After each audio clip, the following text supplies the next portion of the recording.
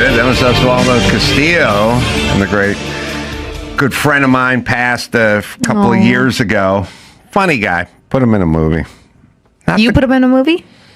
I did. That's nice. Yeah, it worked. It worked out. Everyone liked him. He stole the show. And he was super funny. He's a super likable guy. He liked to eat and cook flap steak, and he was a construction worker, but he didn't. That wasn't his thing. Mm-hmm. You know, it was his thing. It was supposed to be. He'd go on like a materials run and be gone for like 4 hours. Like you can kind of. Here's the thing about construction and carpentry and all the manual labor stuff.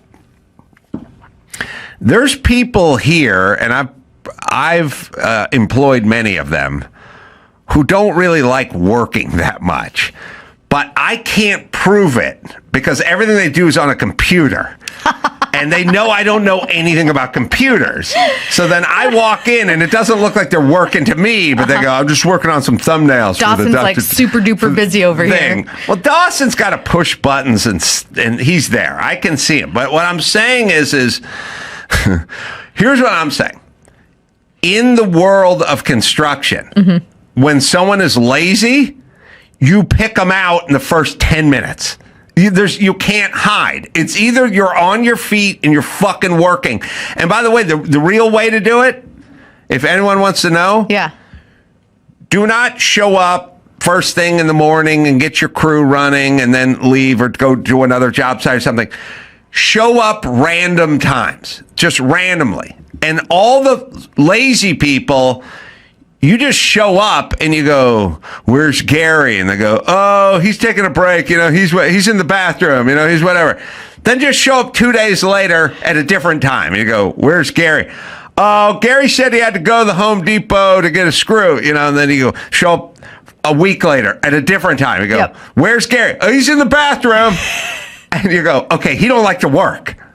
Because the other guys who work, you show up randomly, they're working every time. Like you can tell me, I'll tell you in advance who's going to be working when I show up randomly and who's going to be eating lunch or who's going to be in the bathroom. There's also the in the bathroom people.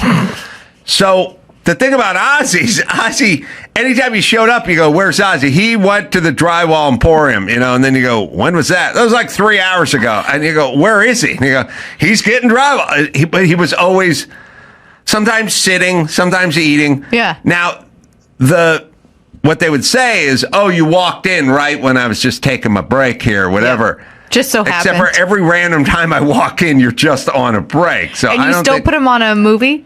Because it doesn't take good work ethic to be in a movie, I suppose. Well, I knew there's only one guy who could play his role. Yeah, he was made for that part. He was made. Yeah. Well, to be fair to him, I wrote the part for him, which made him into that part. So he was. The movie's called The Hammer. You guys can watch it. It was a tribute to Ozzy, but that's what it was. But we can tell the people that don't like working in the blue. If you own a farm, you know who doesn't like working immediately.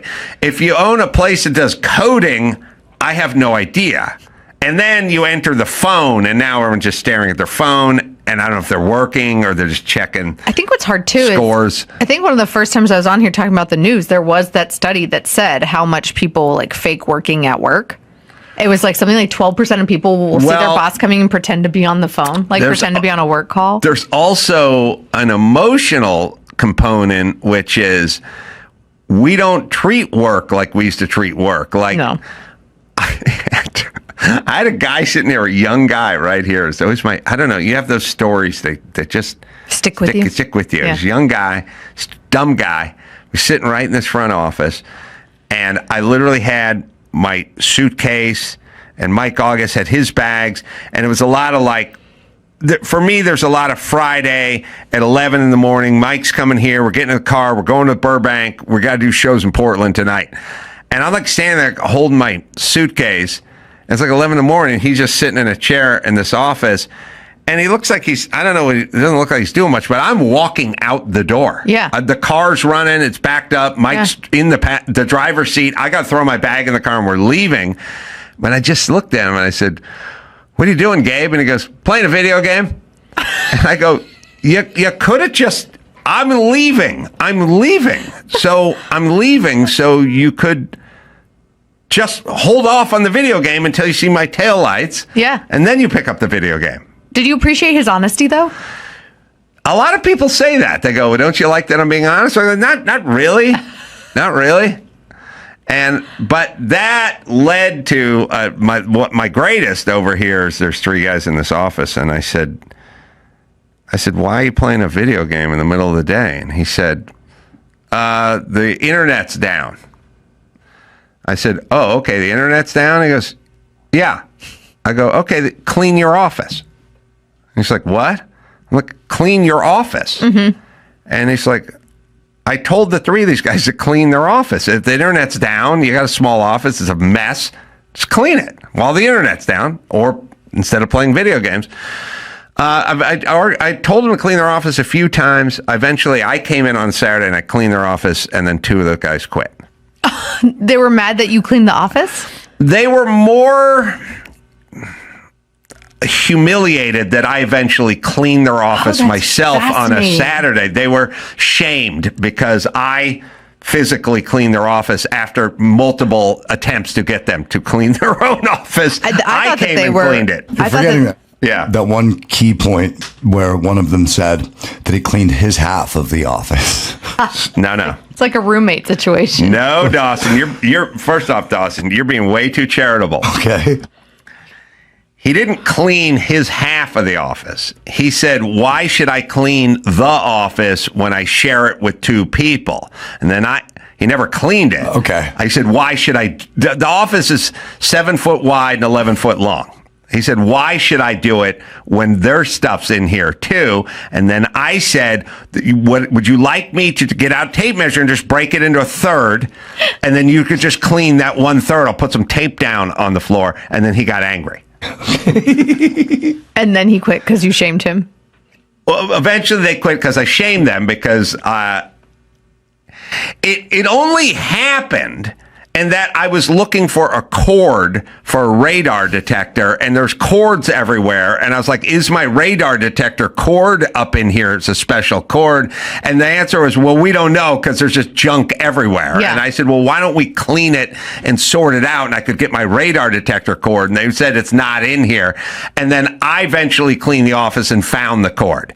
Oh, good for you. Yeah, a real victory. A real victory. The cords are a whole thing, man. Cords are a thing, babe. Like all of the different, it's aside from, it's like the headphones and the AirPods and the... Big cord knows what they're doing because nothing fits anything else. Yes. I literally...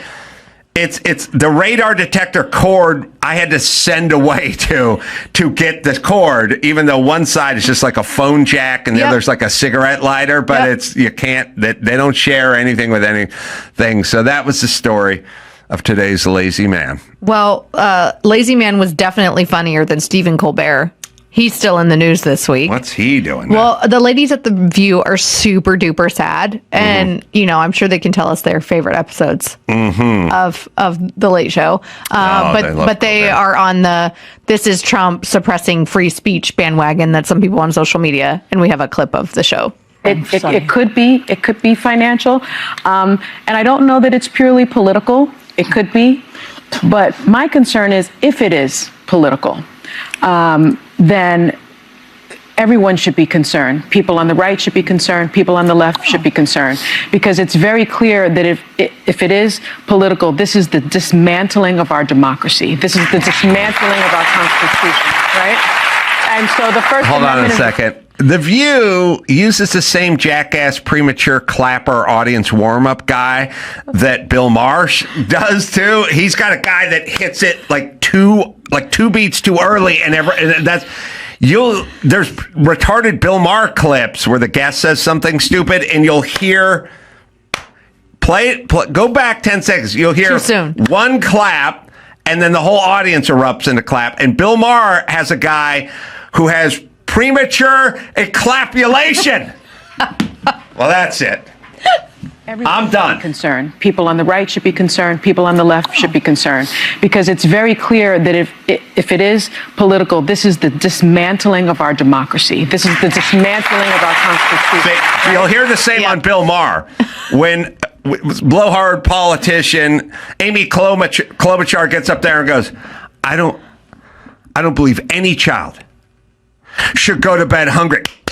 And then you'll just hear them all the fucking SEALs. There's one asshole with the premature ejaculation, and then the SEALs, the Dumbo SEAls, who just start flapping.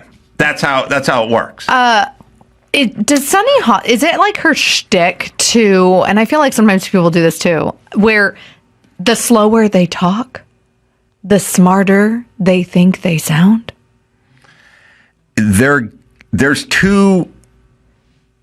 There's two modalities when you're kind of dumb, but you pontificate and lecture and sort of tell people what's going on and how to live and stuff, but you're actually not bright. Mm-hmm.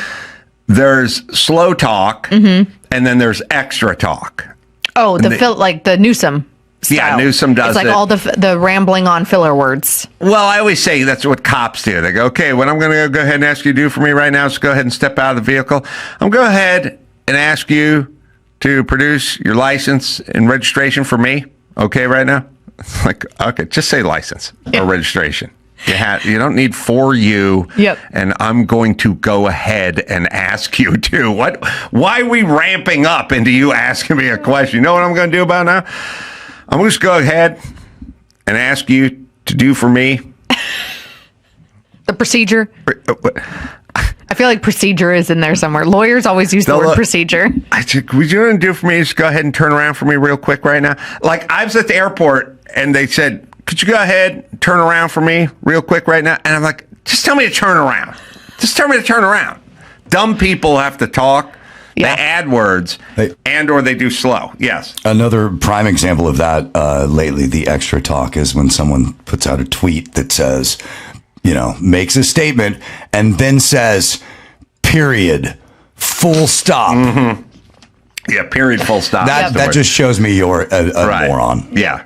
Yes. I mean, she is a moron, though, and she's doing the tactic that everybody on the left does of where it is the end of democracy and everyone should care about the end of democracy.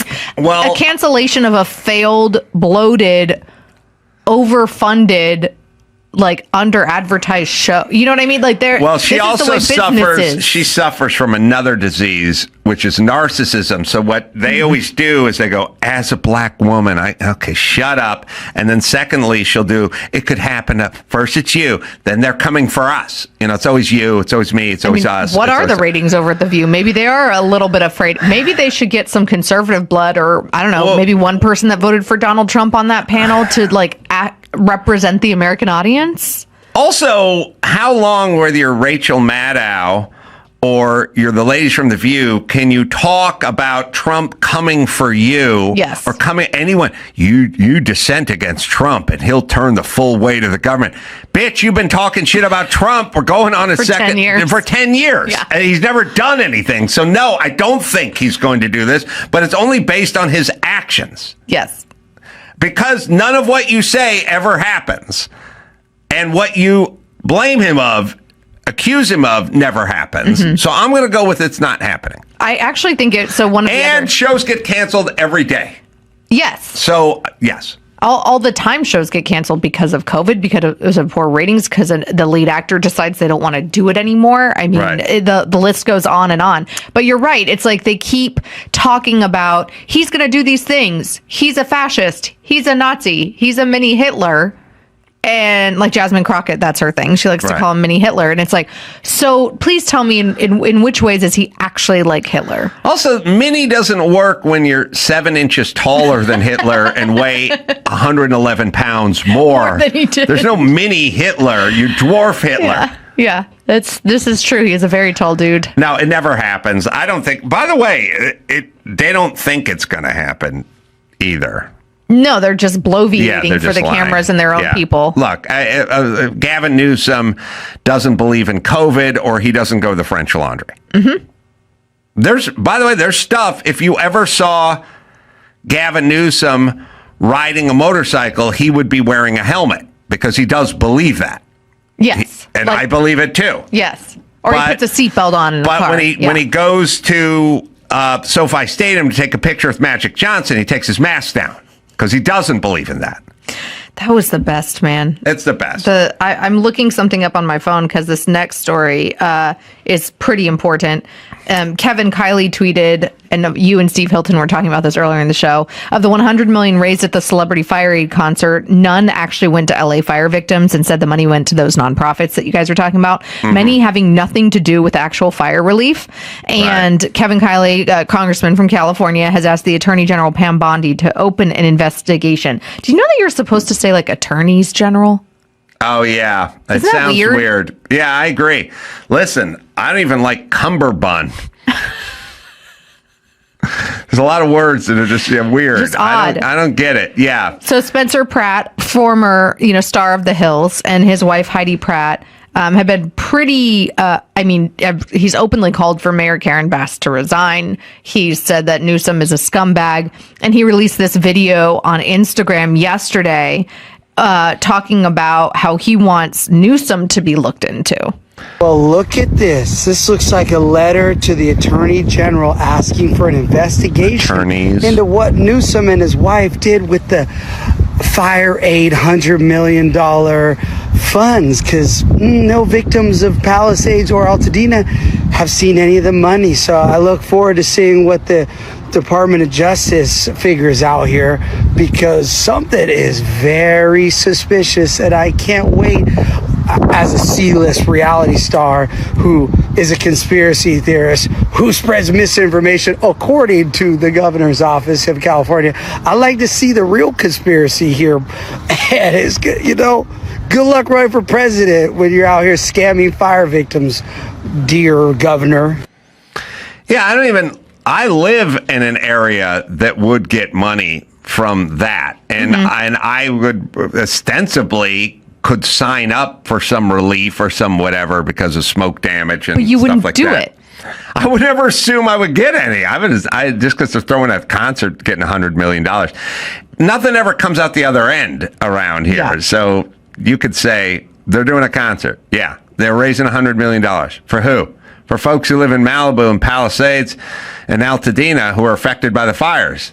I go, well, that's me. I was displaced for 6 months. And then the place had damage, smoke damage, fire, cleanup, stuff like that. I'd go, okay, but I'm never going to see a penny of that. They're not going to do it. They're not going to do that. Well, I think then the biggest potential frustration for people like this reporter noted that Pasco is her name, Sue Pasco, over at Circling the News, it's just a blog, is that a lot of the charities, so the answer of the Annenberg Foundation, which has been around for a very long time and distributes money to local charities that do specific things, very left-leaning usually, by the way, they were saying, well, we were giving them to local charities that know best how to spread it.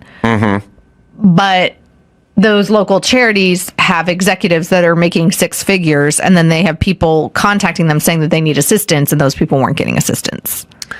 Yeah, it's just what we do here, sadly. It can go no other way. We don't allocate money correctly, and nothing ever, it comes in the front door, but it never gets out of the building, it seems. It never just gets distributed. I think it kind of happens every time there's a tragedy, unfortunately, like the worst people come out. Well, here's what we need to wrap our heads around.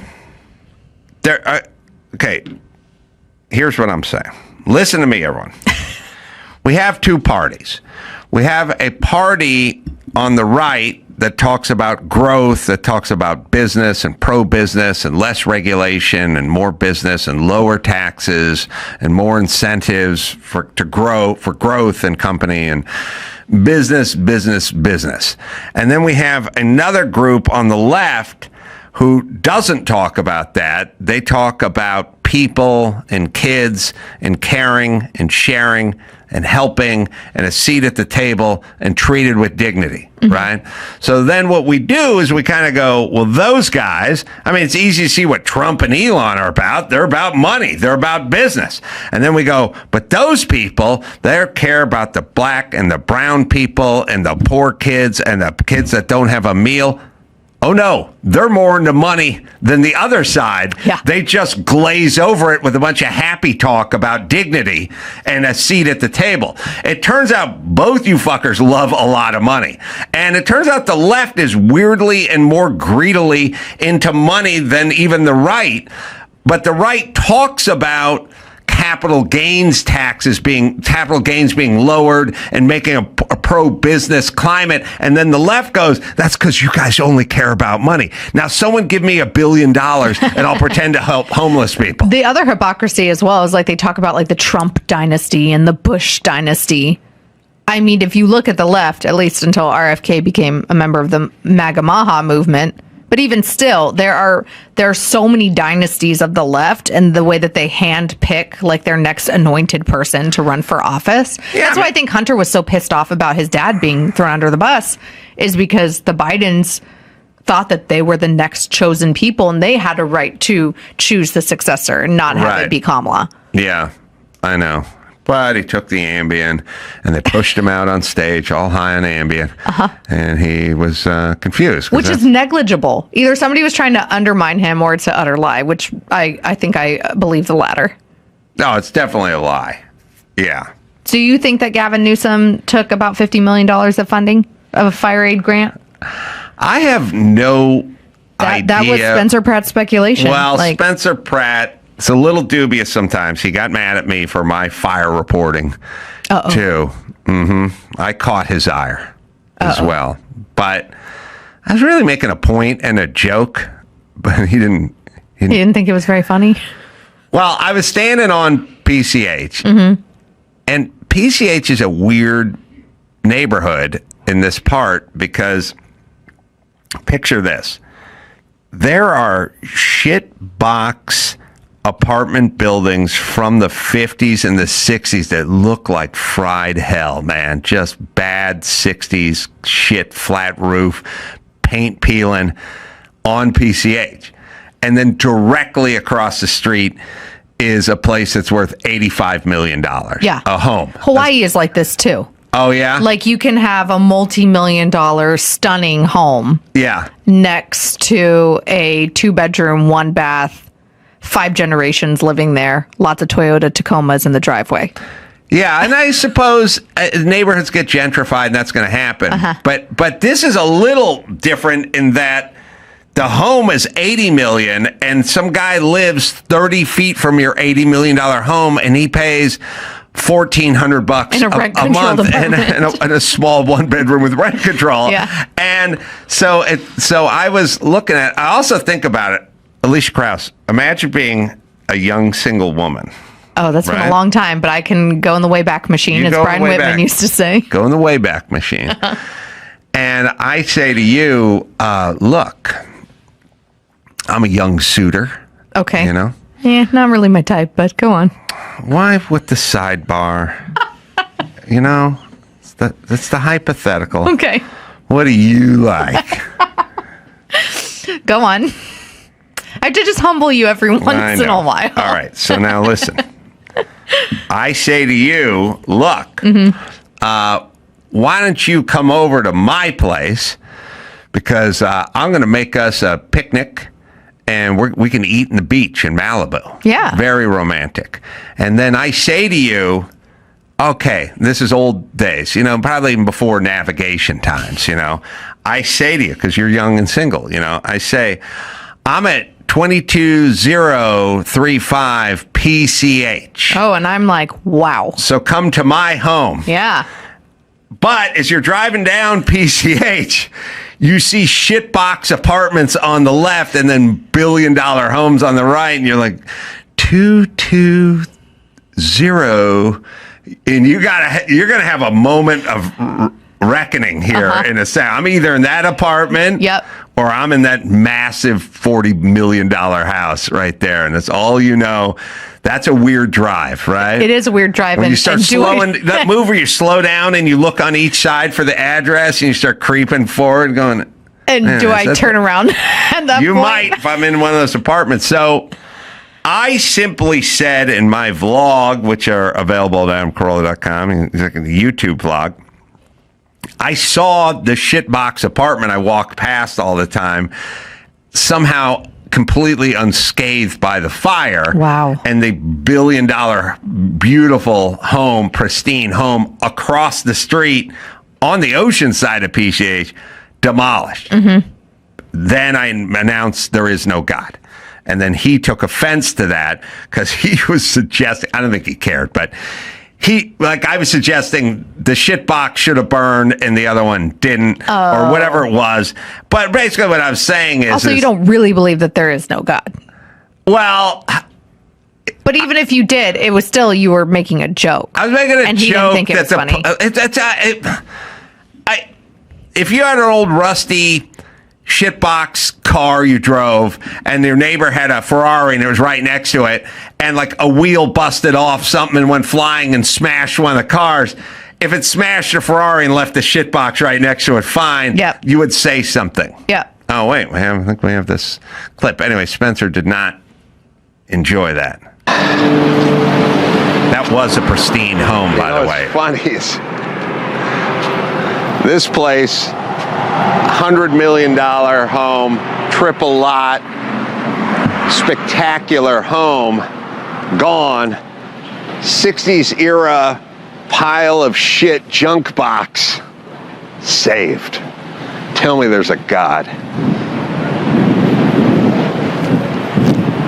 Okay, we got it. I mean, it was clearly a joke. Well, my whole adult life, that's what I've been dealing with. And I get, like, they lost their place. I think that clearly he's sensitive to some stuff. But I've actually found that so I actually have a handful of friends that are widows. And I found that, or friends that, got Purple Hearts and, were wounded in war and all that stuff. And, like, sometimes during tragedy, you have to crack jokes like that. That's right. Like you're processing it in real time, and part of human processing is to find the humor in things so we can move on. My thing is, during times of tragedy, I use humor, and then sometimes when I'm drunk, and then other times during the week, and then when you other do times stand-up. when I'm doing stand-up. I've found that it works for me. Good for you. Good for me. Made some good money doing it too. All right, let's do one more. Do we have another one there? Yes, and this one is pretty interesting. This guy has not made much money yet, but the Free Press, River Page over there, has a pretty in-depth article talking about the white man. He's a Canadian white man who pretended to be black to get published. Oh, yeah. A young poet pretended to be a gender-fluid member of the Nigerian diaspora and wrote intentionally bad poems. And he says that he got 47 of them published. Some of them he was only paid as little as like $10 for. But he kept having issues getting his own work published as like a white Canadian male. He's 29 years old. This is the first time he's kind of like outed himself and given his real name to River Page over there. Yeah. And he talks about how he just got so frustrated at people who were, his name is Aaron Barry and he's 29, how he got so frustrated at people that were like pretending poems were good because they were written by people of a victim group. Do you want to hear some of the poems that he wrote? Okay. This was, by the way, this was nominated for the 2025 Best of the Net Award. All right. To question or not to question William Shakespeare's question, little thing I'm not going to say. That is the question. I want Billy Bard to spank my big juicy Fanny while he pens his sexy sophisticated plays. No, Edward de Vere, conspiracy here. If I'm lucky, Daddy will dress me up like one of his stage players. In question, my question, I need to Ophelia him inside me. Ophelia, Ophelia. It goes on. It's horrible. All right. So listen, everybody. This is what it was nominated for an award. And as River Page points out, quote, if you're worried that I'm about to tell you why this poem is good and imply that you're a bumpkin for thinking otherwise, don't be. The poem isn't good. It's bad. And it's meant to be bad. And that the author of it, this young man, told him so. Well, okay. Here's the thing. Everybody, I talk unintended consequences. So here's how humans work, but it's also how animals work, is how nature works.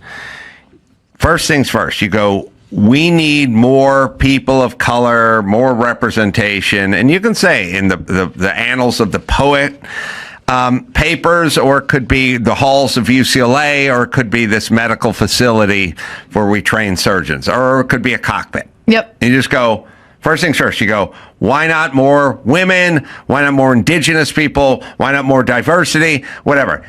It always starts with the process people making a proclamation, and it's fine. And I don't think there should be pushback, but people don't, because they don't know the unintended consequences of everything. So they go, all right, I'm with you. Should be more poets of color, should be more surgeons of color, should be more female pilots, whatever that is. Now, I don't sign off on that premise. I just want whoever wants to be a pilot and can do it the best. That's my thing. I don't want to artificially try to pad the numbers of the female. Yeah, we don't need another Malaysia flight. Right. That sounds a little scary to me, but all right. So they do that. Now, what's going to happen? Well, we can't just keep admitting black kids into UCLA. We got to make some room. So you go, all right, we're going to have to take in more black applicants and less Asian. So now we have a problem. Turns out the Supreme Court agreed. Now we're turning people away. And if you want more poets of color, you're going to have to turn away ones of non-color to make room for more poets of color. And then at some point, you're going to find out that maybe there's not enough poets of color because it's too difficult and they don't have a background in poetry. So we're going to lower the bar in order to get more poets of color or more pilots of color or more anything of color, because historically, that's not what their training or background is. So now we're lowering it. And now we have surgeons who aren't as qualified. But then there's another part. You're going to have people who would like to go to UCLA or like to be pilots and who aren't black and aren't Asian or aren't lesbian or aren't anything. And they go, what if I said I was black? Or what if I said I was 1/4 Cherokee or something like that? Then I could get into this place. So it's basically like going, look, I would like to use the handicap parking right in the front of the Costco, because I wouldn't have to search around for a place to park in the back and have to schlep all my stuff. And someone goes, yeah, but you're fine. And I go, yeah, but my ankle's a little sore. And then you go, your ankle's sore? You seem fine. Well, what if I got a note from my doctor saying my ankle was sore, and then I could park? That's all people do. Yep. So your first move of we need more black poets is fine. It's everything that comes after it that corrupts and ruins everything. Yeah, and this is what he says. He said that he started doing this because he was mad. He was trying to break out as a poet, writing under his real name, and he noticed that certain journals that had what he described as, quote, really weird and quite specific requirements. He says, I was not in the demographic that they would consider accepting in some cases. They were openly advocating on their websites for the voices of the disenfranchised and all of this other stuff. And I'm like, wow, it would probably be a lot easier to get in if I had some sort of connection to these identities. And one of the people, I guess, after he wrote a whole Reddit and Substack post about this, outing himself. Yes. And apparently a couple of the websites, the poet sites that he had gotten paid and posted on, demanded their money back, because they were like, you're like a cis white male and there are too many of those in poetry and you're the problem. And these people all hate the people on the left. They all hate nepotism, the rich guy's son, the senator's son. Unless it's Hunter Biden. Unless it's Hunter Biden. All their kids go to Harvard, by the way. I wonder how they got there. Yep. All their genius kids. But they say they hate nepotism. And your dad, he's got a lot of money and he gets you into this college. Well, what's the difference between that and saying you're American Indian or saying you have a black mom or something? It's all just a game to try to get to the front of the line. And that's the natural human condition. And apparently this goes pretty far back, that now literary agents and publishers are saying that they can't even get editors at these companies to read first novels by young white male writers, no matter how good they are. They're, quote, just not interested. Right. So. And by the way, isn't like the book industry kind of dying? Like, you think that if you existed in an industry that's dying, you would be like, maybe we should reform this and see what the audience wants to read instead of what we think needs to be put out there. Well, all I'll say to everybody is check the ratings for the Oscars, because the Oscars used to be as big as the Super Bowl, and check the ratings for the Super Bowl, which is a pure meritocracy. People stop watching the Oscars because of shit like this. And when they turn on the Super Bowl and 10 out of the 11 defensive players on the Kansas City side of the ball are black, no one says anything. Yep. Because it's a meritocracy. Yep. All right, let's go out on our happy meritocracy note. Glad you got to say hi to Steve Hilton. Yeah, he's a good guy. Yeah, Steve Hilton for governor.com or gov.com. I have the wrong one on my bio here. You can go to adamcarolla.com for all the live shows, and you can check out the weekly op-ed for Alicia Krause at the Washington Examiner.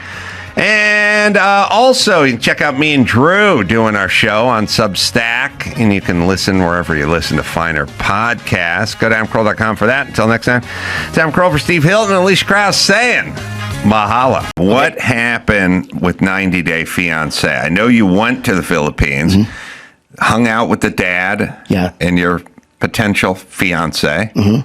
How old was her son? He was 5 at the time. And how old was she at the time? 23. And how old were you at the time? 43. No, pardon me, 53. That's different.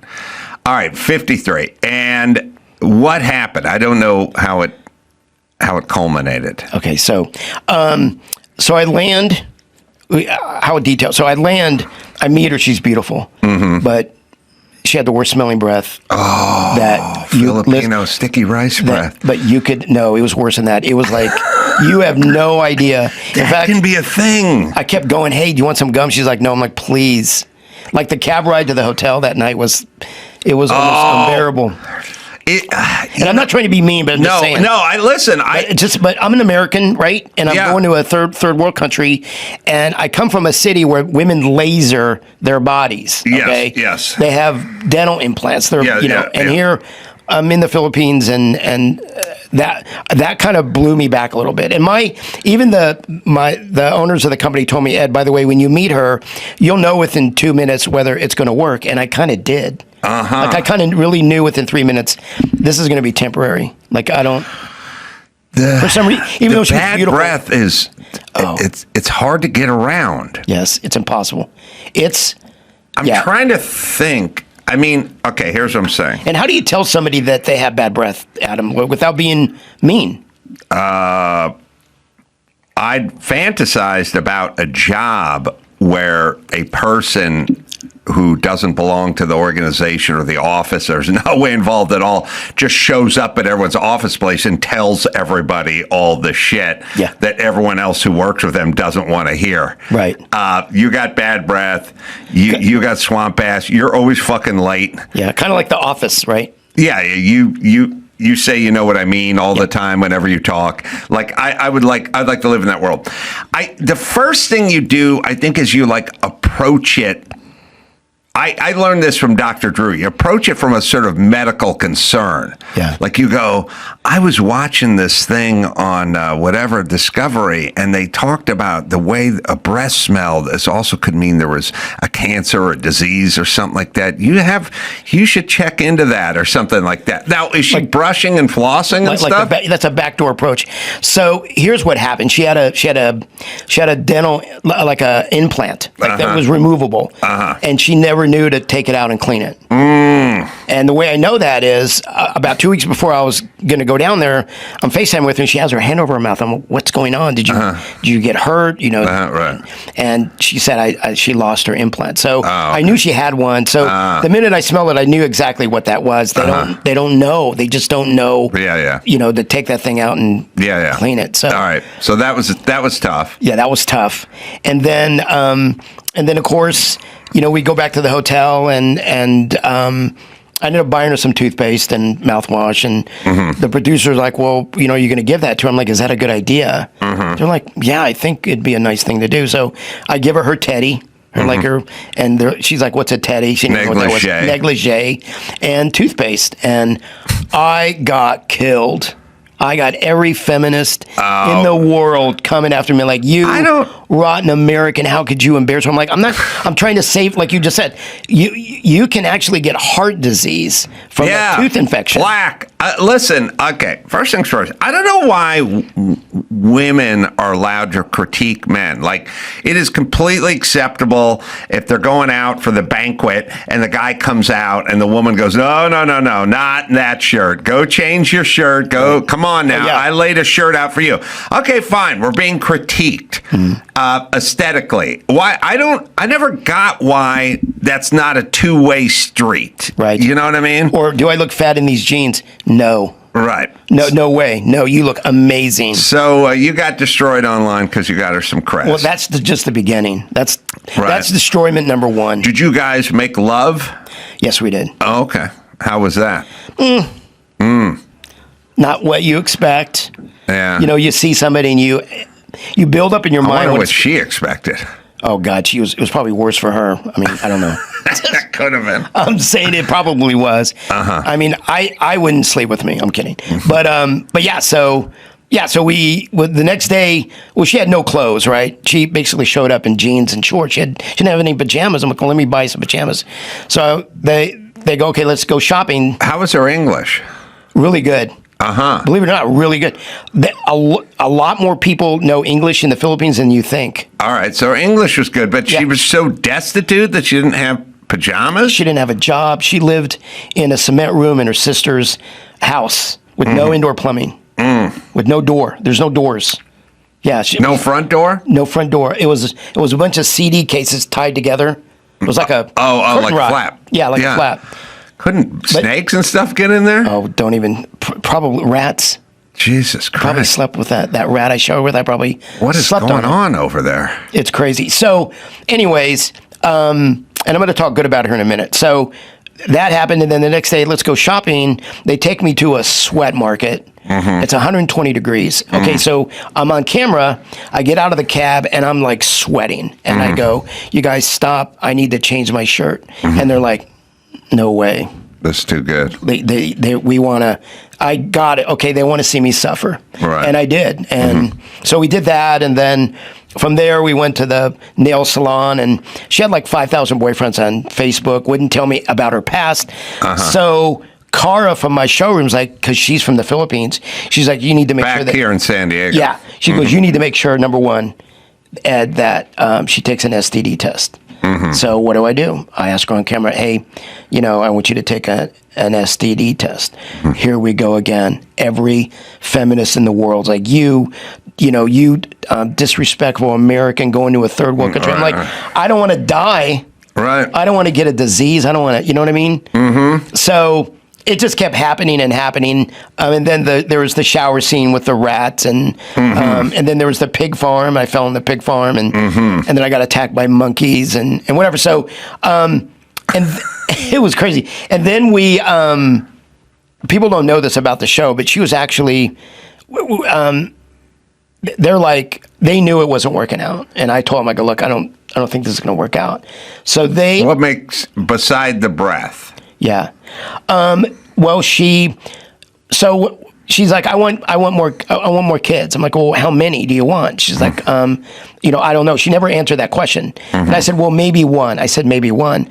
But I don't think people realize how expensive it is to raise a child in America. It's very expensive.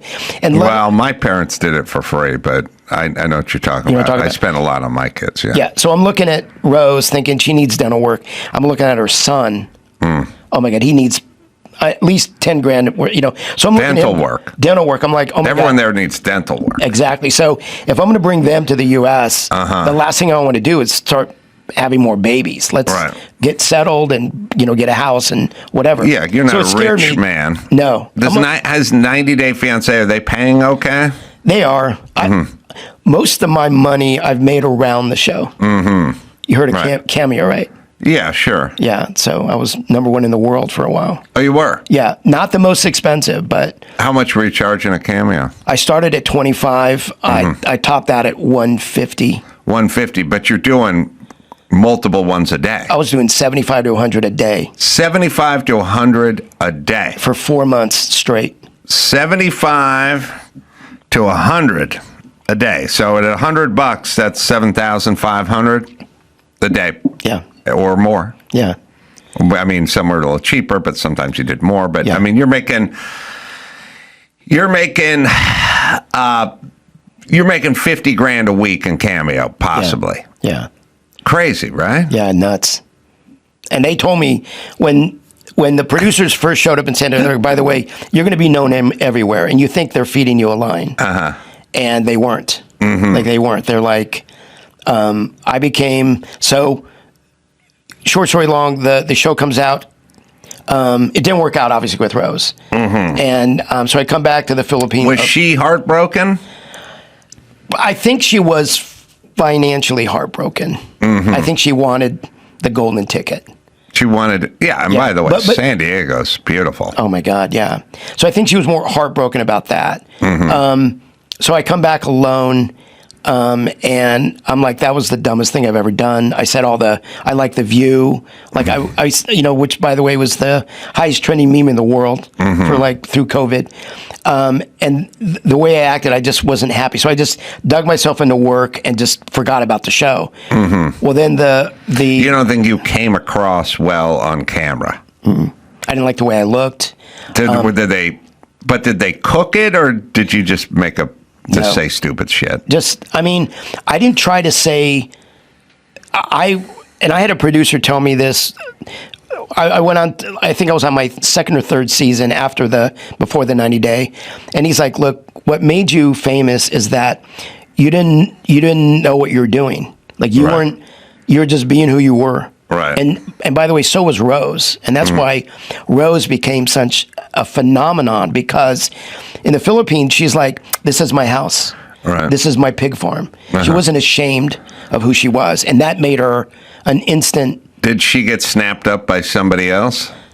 Maybe. She was bisexual, which I didn't know.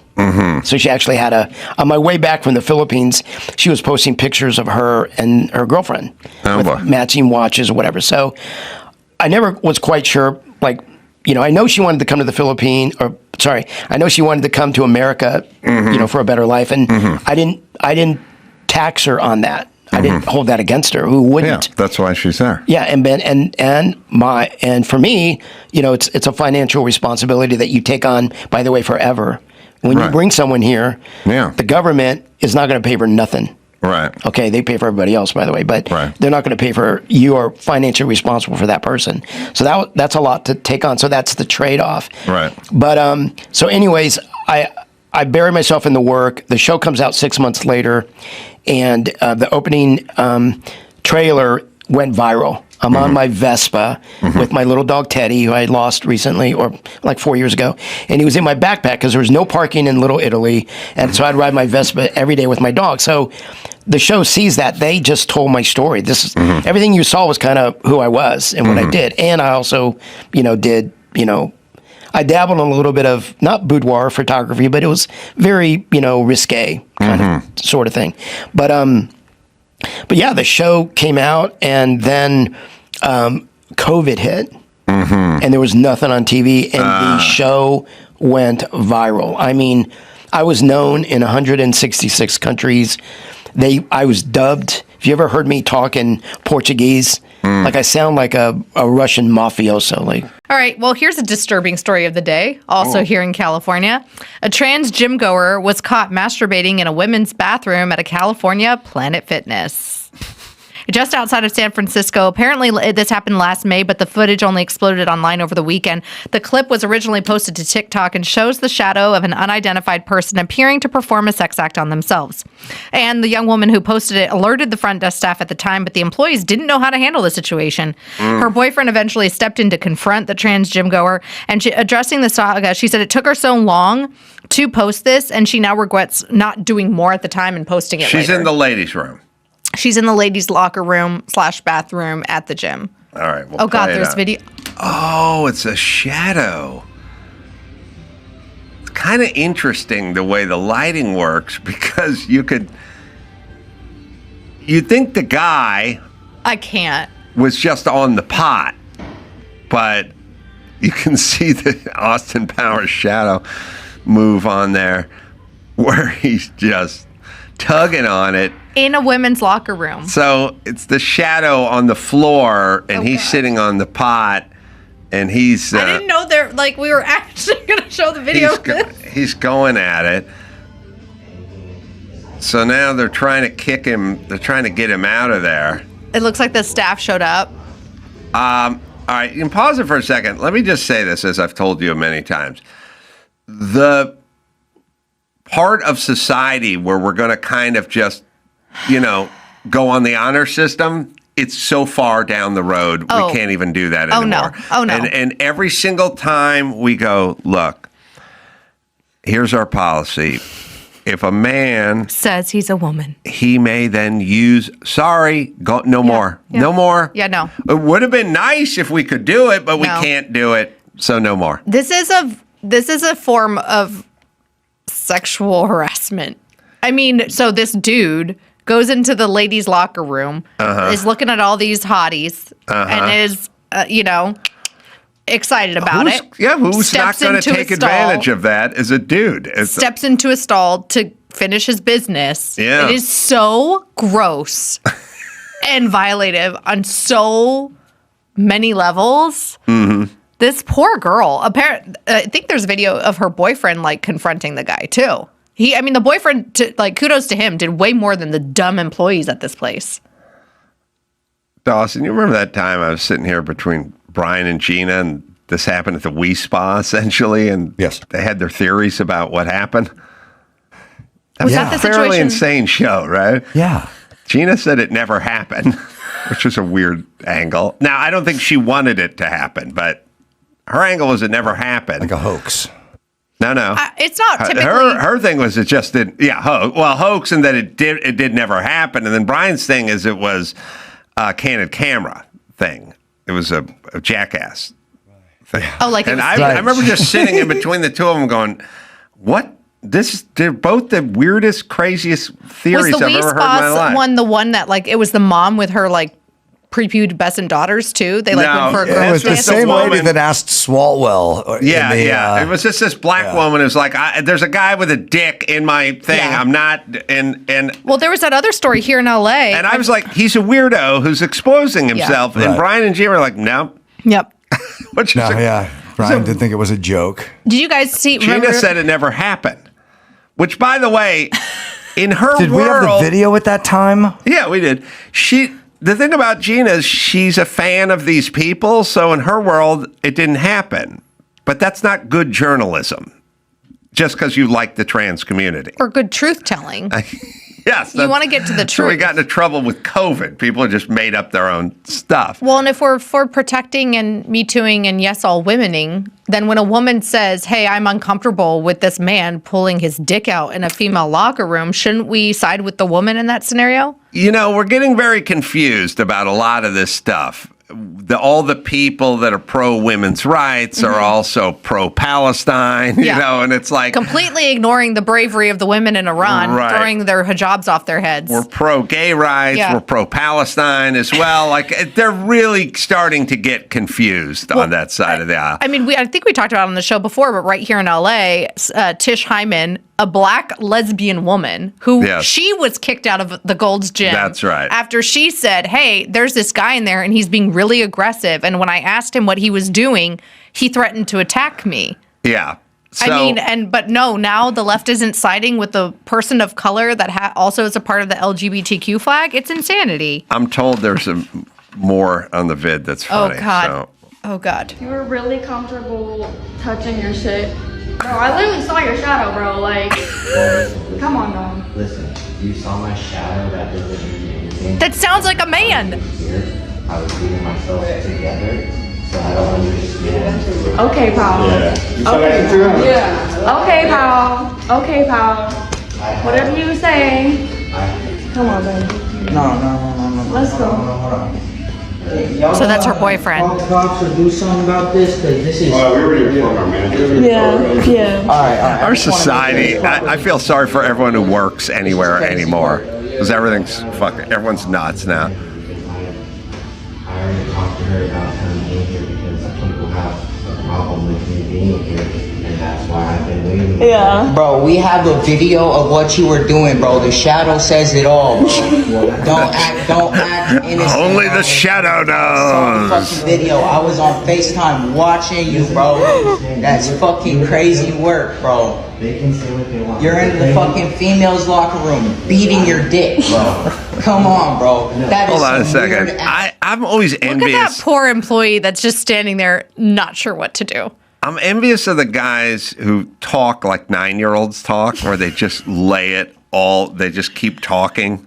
Bro, Bro, you're in a bathroom stall beating your own dick, okay, bro? I saw it on FaceTime and I saw the shadow, okay? And while I was being FaceTime, you were doing cock time, okay, bro? So we know it's like, I'm just going to say I will narrate life. I don't know. Who are you more jealous of? Those guys or the chicks on the airplane when the TSA security guy and the cops like confront the guy in the seat, they're like, you have to leave or we're going to take you off this flight. And they, at some point after 20 minutes, they go, all right, here we go. And they grab the guy and they start pulling him. And you always hear that one woman yell, what's going on? It's like, what do you mean, what's going on? You've been watching the scene play out for 40 minutes.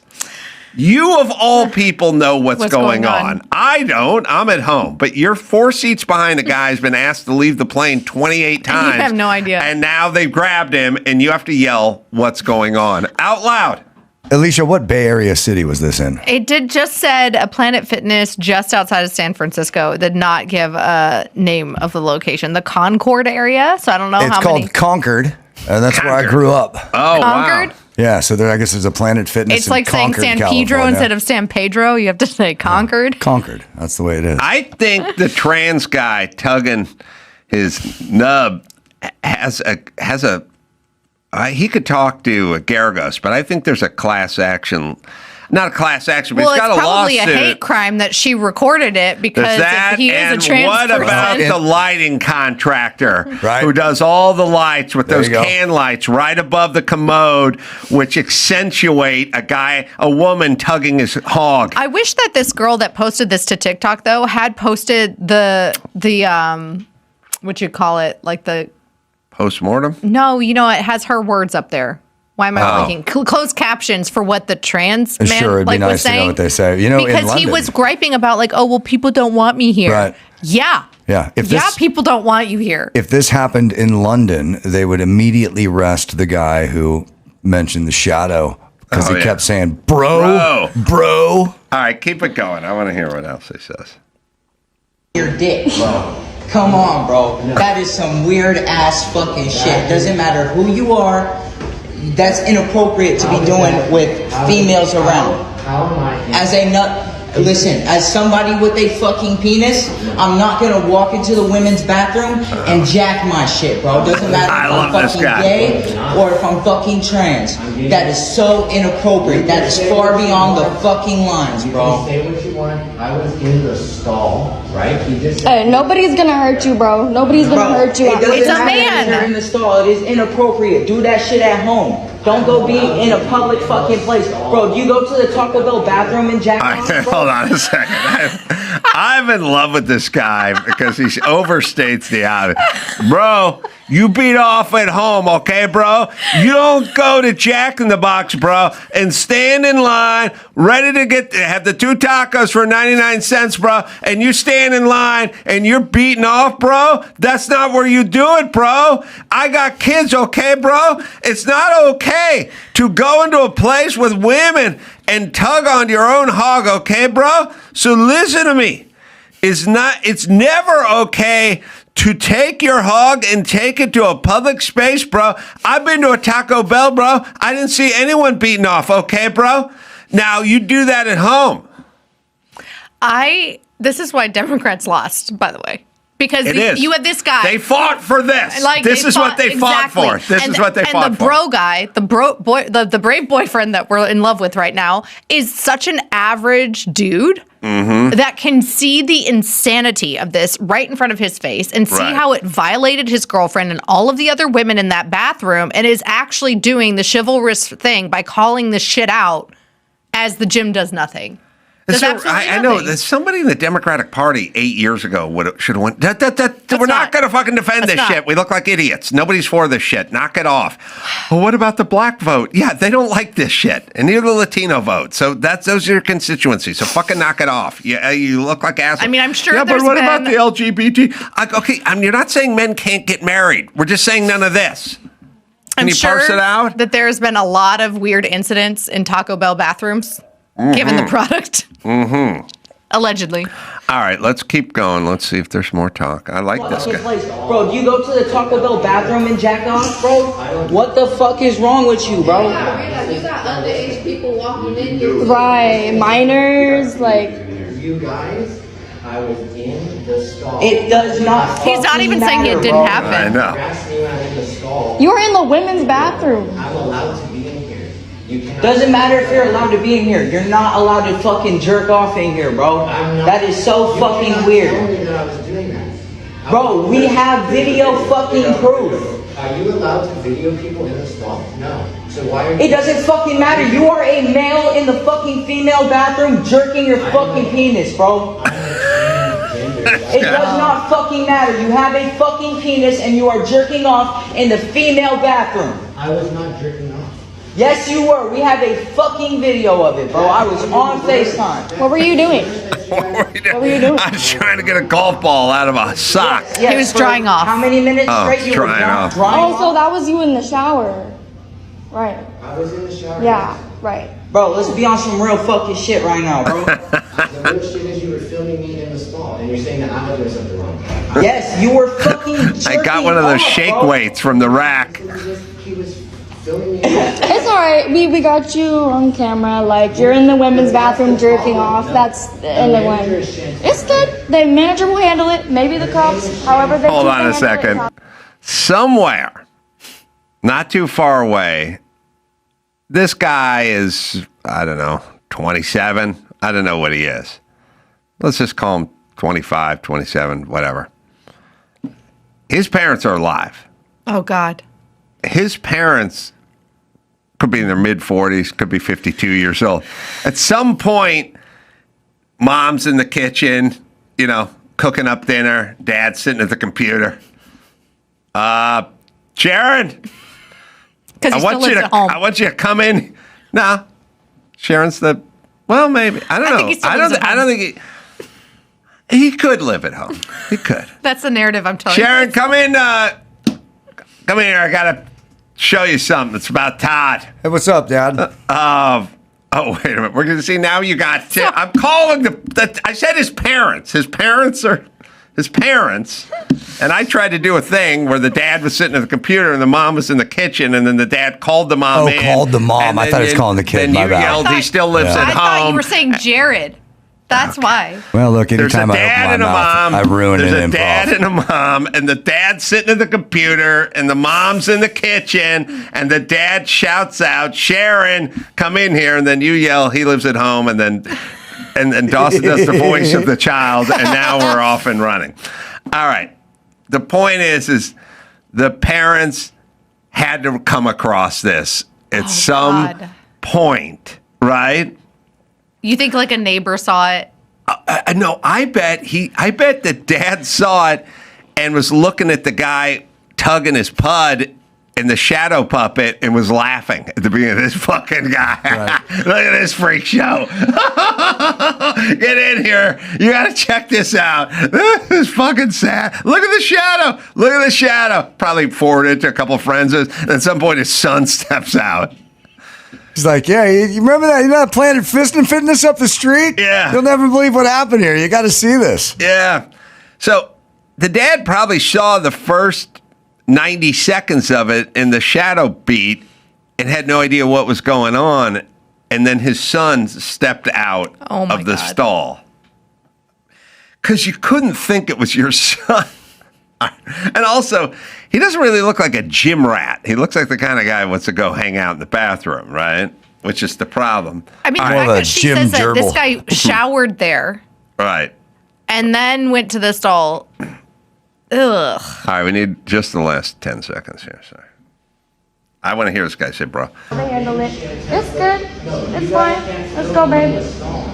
Have a blessed night, you guys. Blessed. Sorry about that. I think it's a little late for that. Blessed. Blessed. I wonder how all the other women in that locker room felt. Because, like, at one point, you can hear multiple female voices that were like, what the heck? That guy was trying to bless the stall. That's right. A little holy water. All right. What else? All right. Well, Michael Rapaport says he's running for mayor of New York City. Good for him. Yeah. Obviously, he has had a lot of verbal and public opposition to New York City's new mayor, Zohran Mamdani, and he's decided to run to replace him. The Masked Singer star and podcaster himself welcomed listeners to the latest episode of his podcast on Monday by rattling off that he plans on running. He said that 2025 was crazy, and I don't see it getting any effing calmer or cooler in 2026 the way things started. That's why I'm running for mayor, and we have video of it. Mm-hmm. Special announcement, I Am Rapaport Stereo Podcast. I, Michael Rapaport, will be running for mayor of New York City in 2029. You got Zoran the moron now, but have no fear, Mayor Rapaport will be here. You like them apples? How does that roll off your tongue? Mayor Rapaport, born and raised in New York City. Born and raised in New York. Born and raised. I came out of my mother's womb. New York Hospital. Bro. Okay. Bro, you cannot come out of your mother's womb beating off, bro. I will do my best to make New York Bro, City I FaceTimed you, bro. You will be getting nothing I saw for you free. beating I'm not off gonna lie to you. in I'm the not gonna crib, bullshit bro. you. Okay, I will do my best to make New York City safe, affordable, and thriving. But every single time I make a mistake, I will acknowledge it, I will apologize, and I won't do it with a shit-eating grin. Okay, I'm going to be the best mayor for New York City, for the people of New York All right, I'll City. vote for him. Born I and like raised in New Rapaport. York I City. got it. I like him too. Honestly, though, his rhyming at the beginning reminded me of our buddy Curtis Lewa. I was like, wow. It's in 2029. So we got a little bit. He's got some time to fundraise and plan and get out there and try to earn some votes. All right, what else we got? All right. So we have an image here that President Trump in the White House tweeted earlier today about the CDC slashing childhood vaccine schedules in an quote unquote unprecedented overhaul following the pandemic trust issues. You know, Trump's gift is getting people who disagree with him to flip-flop On and go everything. the opposite direction of everything they've ever talked about. They all hated big pharma. They all hated big government. They all wanted to be more European. They hated the FBI. They didn't trust the CIA. That's all the left was. And all Trump had to do with lifelong Dodger fans. Lifelong Dodger fans is go, you know what? I think I like the Dodgers now. And they went, we're all going to support the Giants. And you got them to do the opposite of what they've done their whole life. They all love the CDC, and they worship Fauci, and they all want big pharma to inject your kids with 72 injections before their second birthday. So the average European country, as this graph shows, has 11 injections. I think before 24 months. In the United States, it's 7, or maybe this is before 4 years old, it has 72. The assessment was examined with members of the CDC and the Deputy of Health and Human Services, Jim O'Neill, and the acting CDC director about childhood immunization practices in 20 peer-developed nations, most of them in European countries. Here's the thing about all forms of whatever, because they do this all the time. Are you an expert? Hey, JFK Jr., you're not a doctor. Okay, listen to me. We're all experts in one way or another because we all have common sense. If nobody got all these vaccines a short period of time ago and everyone was thin and healthy and not allergic to peanuts and didn't have autism, and now everyone's allergic to peanuts and is on the spectrum of Asperger's and autism, then maybe some of these injections are causing problems.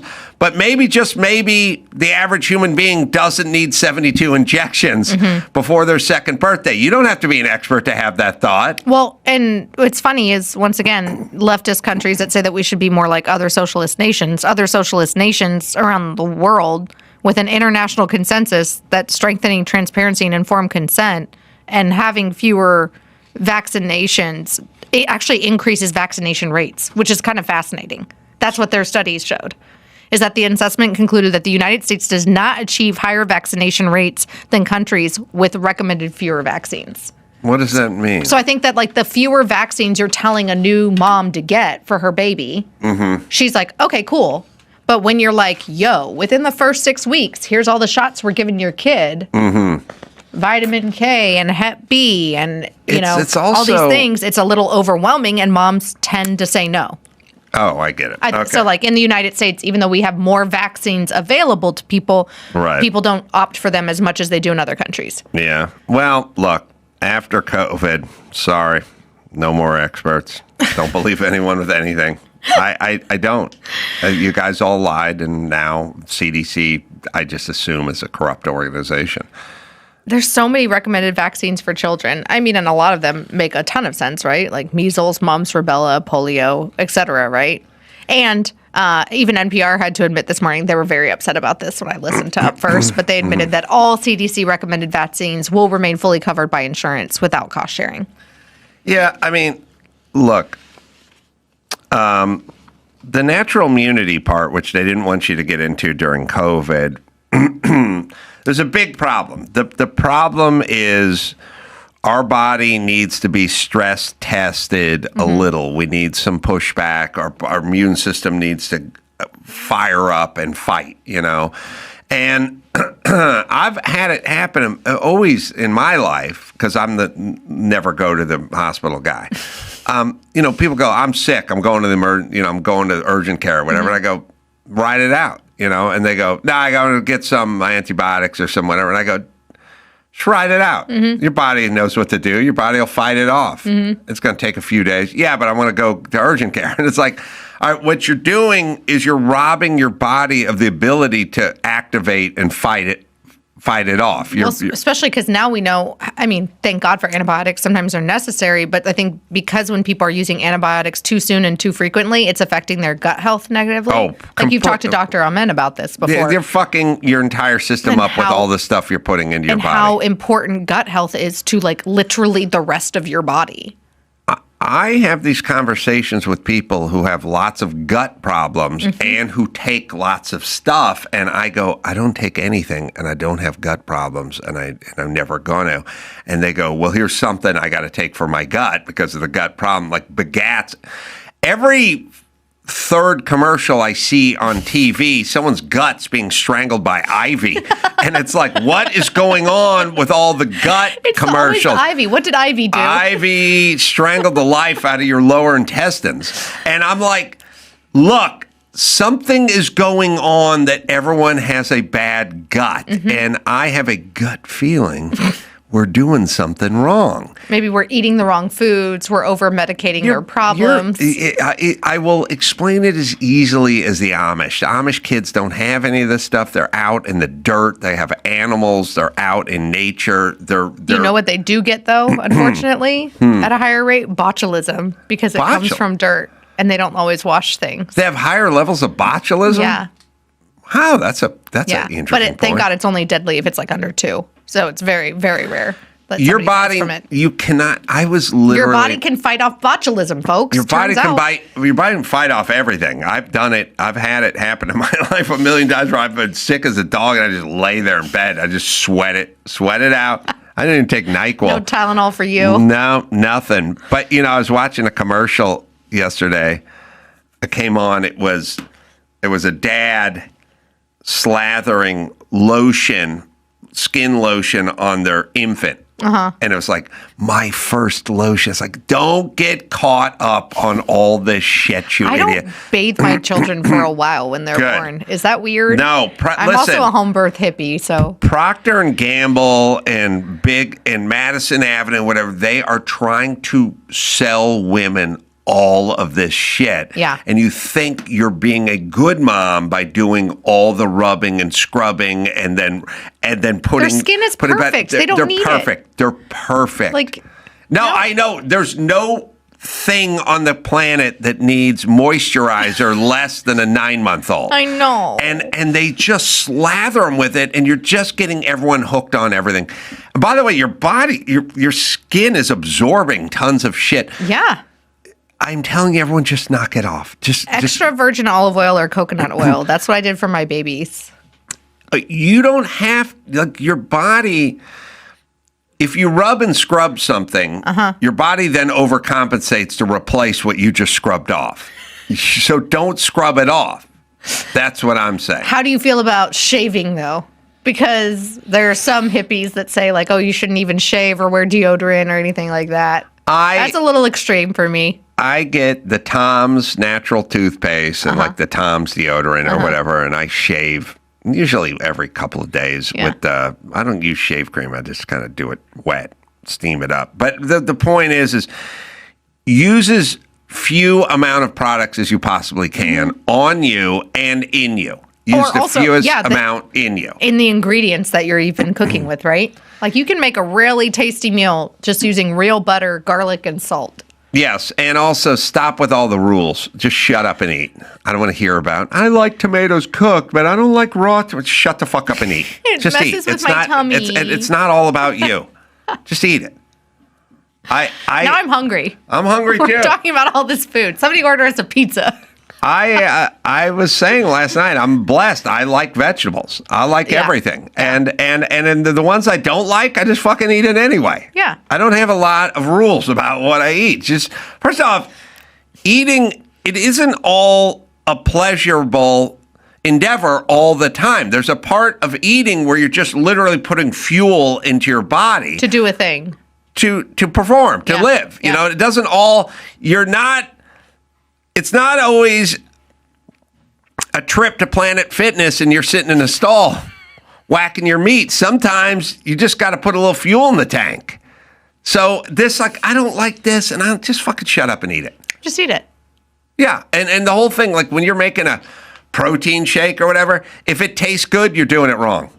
It needs to taste bad. It needs to taste shitty. Then people announce, well, I don't like the way this. I know you don't like the way it tastes. It's good for you. Now just suck it up. I do think that there is an element of like the greater the risk or the challenge, the greater the reward, right? And there's this workout guide that my husband and I use sometimes on YouTube. And he's like, if it was easy, then everybody would be doing it. And it's so true. If it was easy to not eat the tasty carb cheese loaded thing, then nobody would be tempted to eat the cheese loaded, and they'd just be able to easily say no. My drink when I was in high school and I was playing football is I would take the blender and I would dump about half full with V8. Then I'd put a big scoop of brewer's yeast in it, which is the worst tasting stuff you've ever tasted in your life. It makes you gag. Why did you put brewer's yeast in it? It was supposed to be good for you back then. Brewer's yeast. And then I'd put 3 raw eggs in it. I'd whip it up. Rocky style? And I would literally just stand over the sink and I would just chug it out of the puke. blender and like hold my nose and I'd slam it down. I go, good, I'm done. It's the worst tasting thing you could ever put in your mouth. Done. And then there are the people like, I use honey and bananas and blueberry. Okay, that's a bunch of sugar. It's not good for you. If it doesn't suck, it's not a protein drink that is approved by Adam. Yes. All right. I've talked long enough. Alicia Krause, everybody. Me, Colorado, man. This Friday and Saturday night, Colorado Springs Loonies. Got a couple shows out there. Come out to the Comedy Corner. And then we added a show in Greenwood Village.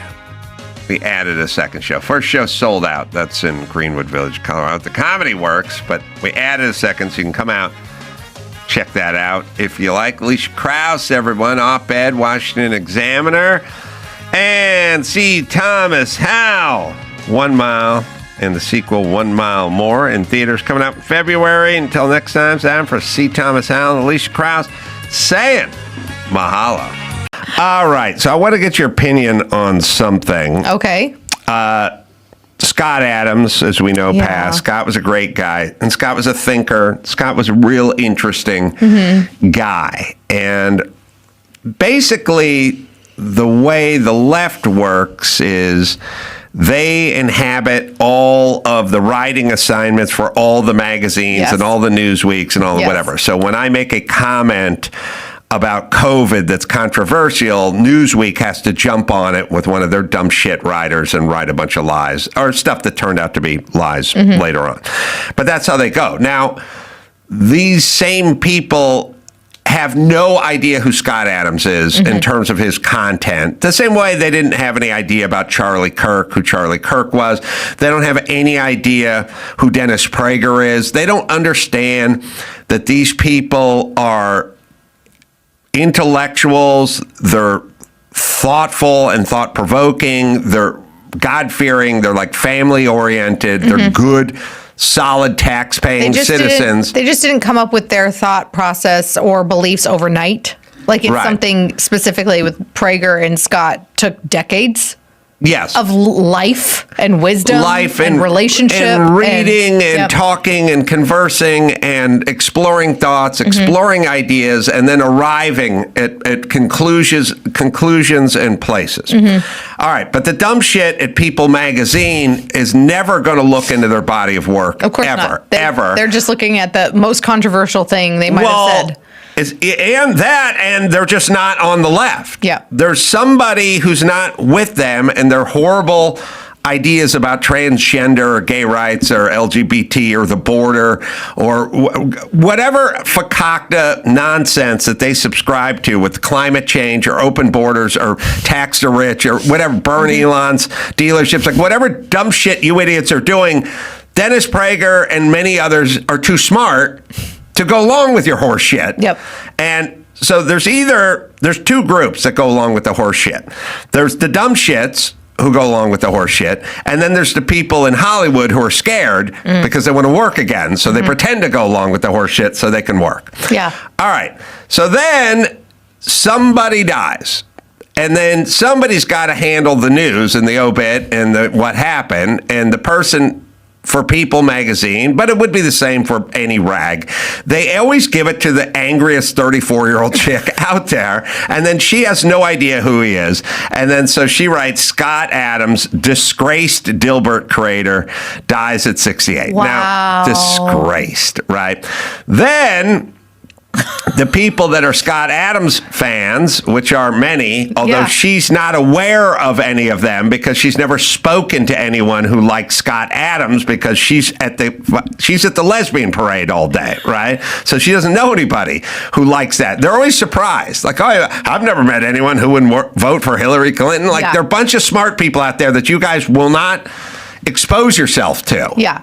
I was just looking for a post because this reminded me of a meme I saw earlier, and it was like on one side, it was like a former ISIS leader, and it was like the title about him after he died was esteemed Islamic like scholar. Right. Passes at 72, passes because the IDF like killed him or something, versus what they had said about Scott Adams. And it wasn't even People. It was like the New York Times or something else. Right. Talked about his unhinged rants in 2023. Right. So the weird legacy. And then I know, when I die, this bitch's younger sister will just write racist, misogynist Adam Carolla dies.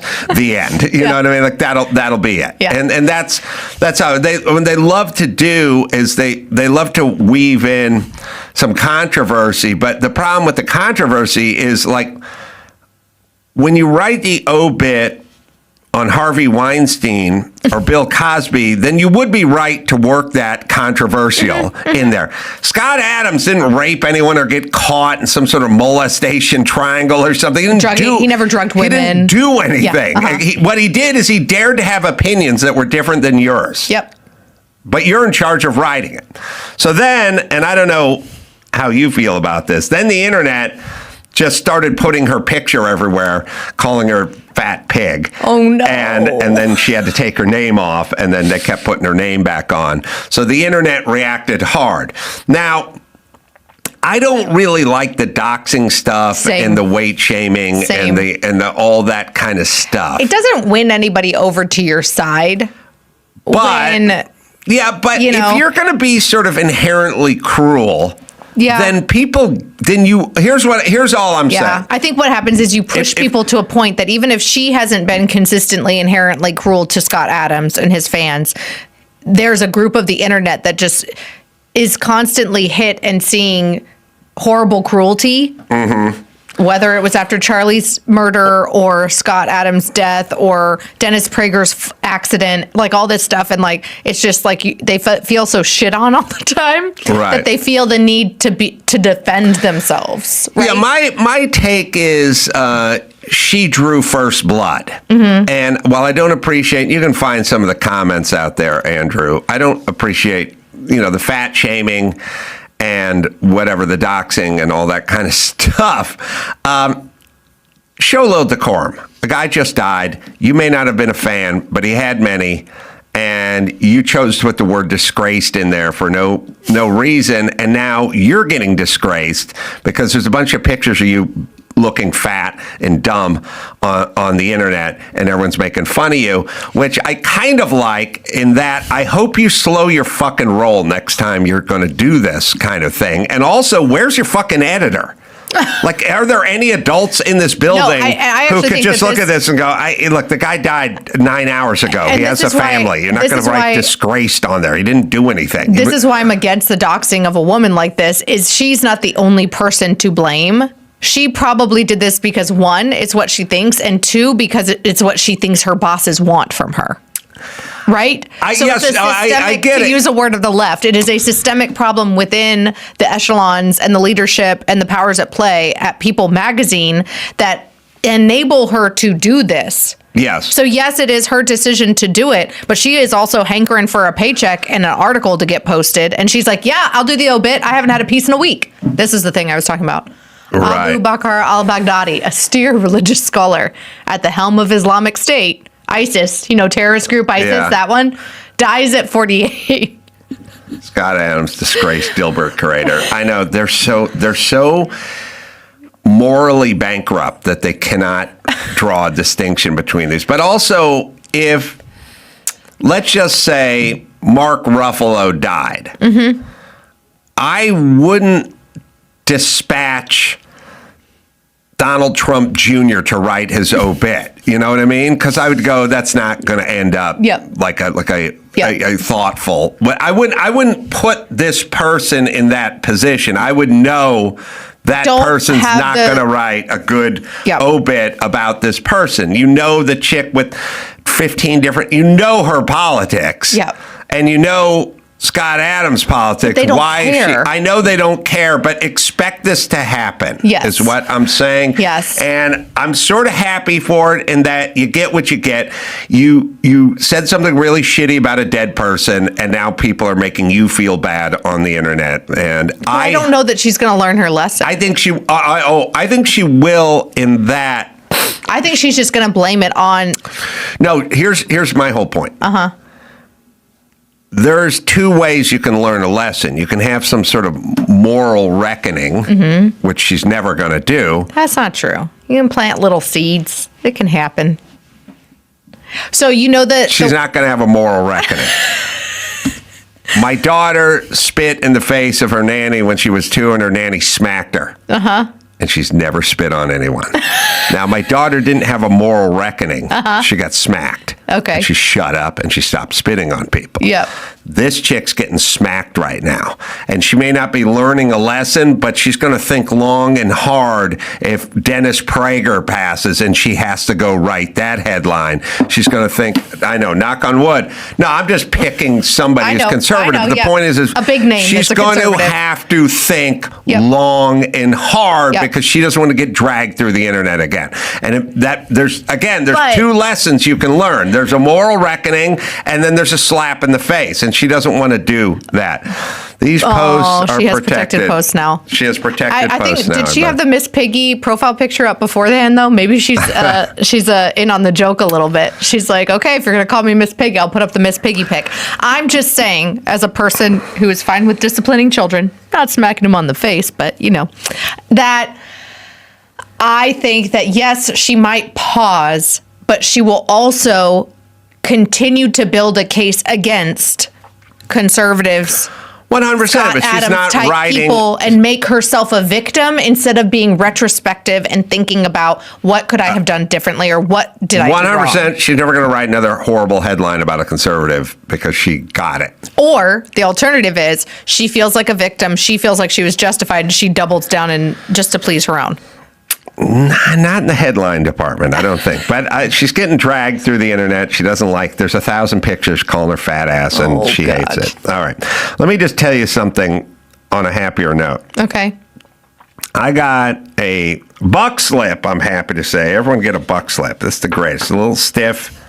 I have them. I use them all the time. They're probably, I'm eyeballing it. They're 4 inches wide and about 9 or 10 inches long. Yeah. And they're awesome because they got a little heft and you can ride on them. I got a buck slip and it says, Ace, nearly spit my coffee out this morning when you were talking about, God, some people with their penmanship. Talking to Jason about legal California companies sell gift certificates and then not honor them. It was illegal for that in California. Anyway, meanwhile, here in North Carolina, I've been clinging to a P.F. Chang's gift card like it's a family heirloom. I got it almost 3 years ago and want you to have it. I want to send it to you. It's tough to read. Anyway. Your comments today reminded me I still had it, so I thought I'd mail it to you as a Christmas gift. Get it on, and I guess this is from Chris Johnson, because that's what it says at the bottom of the buck slip. Point is, you're taking me out to lunch? Yeah, I love P.F. Chang's, and I want to thank Chris. It's belated because it's been a minute, but he sent me this, and I'm definitely taking advantage of it. And also, if anyone wants to know my wiring, these buck slips, I'm not throwing it away because I can write notes on the back side of the buck. Yep. I even got white buck slips and light blue buck slips. And white buck slips are jokes and creative, and the light blue ones are the list of life, the things, the hardware store, the things to do. Interesting. All right. You have some news there, Alicia Krause? I have some news, and I don't know if I should intro this or just roll the tape, man, because this one is so good.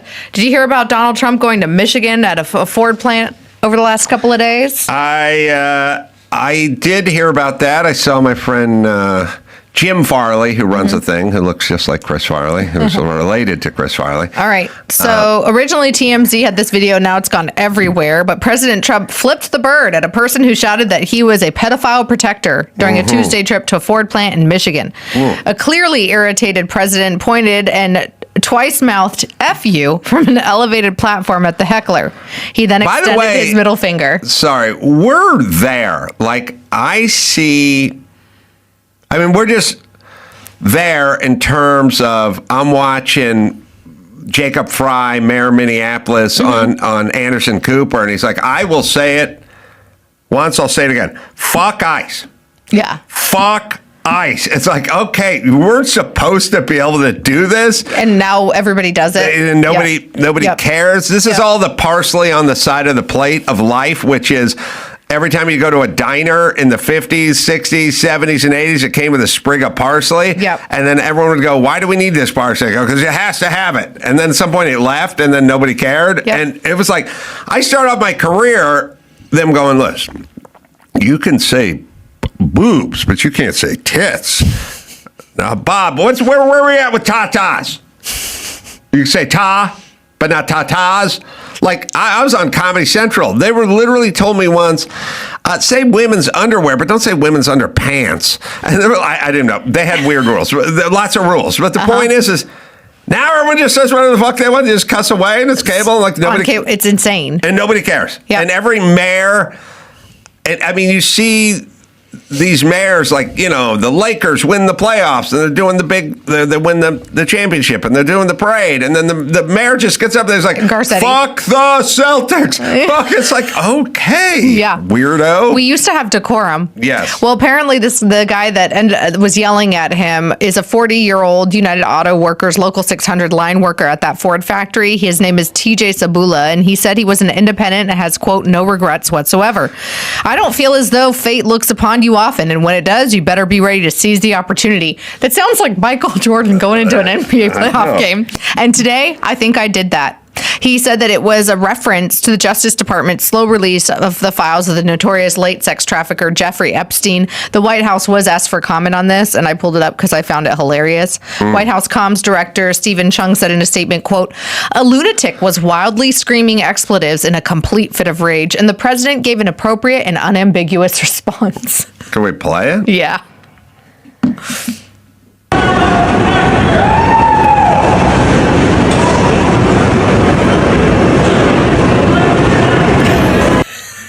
That's him. Well, we're there. My favorite comment was somebody on Instagram was like, "I love this about Trump, but Melania doesn't. He's going to get an earful when he gets home." Yeah. She prefers it when he acts like a gentleman. I think. Also, at this same speech, this was the best. He was imitating Joe. He was doing a speech on the economy and making America great again. And then he talked about GDP expectations and how it was better than Biden. And then he just went on a riff about Joe Biden. There we go. You ever notice Joe would always cough before a speech? State of the Union, he gets,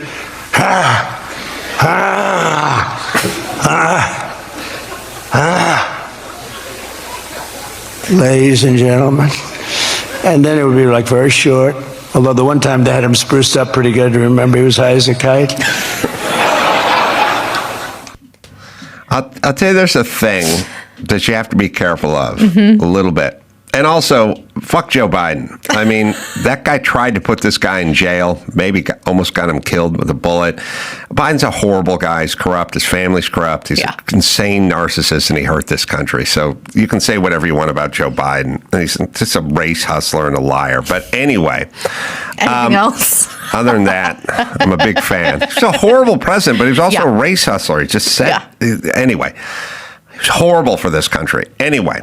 And he's totally corrupt. But Trump and people have to be careful of this. And I'll tell you how it works. People who aren't comedians and not traditional comedians, especially when they're in roles like rabbis, you know what I mean? Or anyone delivering a eulogy, or anyone like a school teacher. Like, remember when homeschool. Us regular folk, you guys remember your one funny teacher, but your one funny teacher wasn't really funny. He was just funny for a school teacher. He'd be like, "Hey, Carolla, you're awesome. Sometimes you're good and sometimes you're bad." Like, stupid, corny jokes, you know what I mean? But he'd be the funny one. And Trump has this captive audience.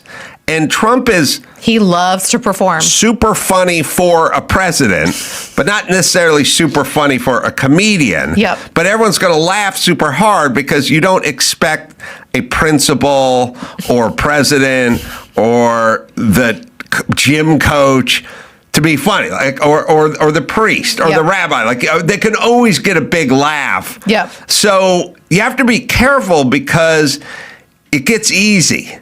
And then you can start just sort of doing a lot of material because they're always going to be laughing. And like, it's a kind of a thing where comedians, and I'm this way too, you can go travel the country and play to sold out rooms that are all your audience. And then you walk out and it's real easy. But what you need to do is pop up at the Comedy Store on a Wednesday night or whatever and do 15 minutes, because that's not your audience. They're not there to see you. And then you get a real feel of how your material is working with folk that aren't there necessarily to see you. But Trump always is like that comedian that always has his audience. You know what I mean?